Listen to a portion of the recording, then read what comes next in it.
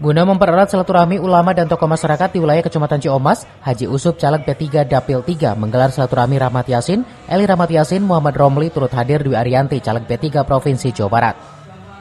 Selain mengenalkan para caleg DPR RI, DPRD Provinsi, dan DPRD Kabupaten Bogor dari P3, bagi Dwi Ariyanti pemetaan suara di setiap wilayah Kabupaten Bogor sangat penting.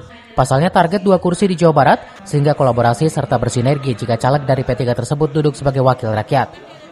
Permasalahan yang ada di kabupaten saat ini seperti jalur tambang, ketiga wakil rakyat ini mampu memberikan solusi mengatasi permasalahan tersebut dengan pemerintah. Ya, kita bergerak secara melalui struktur. Untuk ranting-ranting sendiri diperkuat tadi?